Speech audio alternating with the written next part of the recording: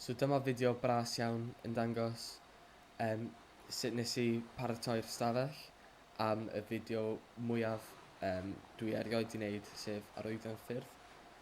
Yn y fideo, oedd rhaid i fi ail trefnu'r stafell ac gweld pa dodrefn oedd yn gweithio'n lle.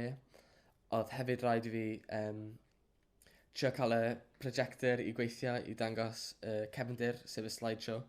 A felly, yn y fideo, mae clips yn dangos nifer o tripiau gwahanol fe es i i'r stafell i paratoi.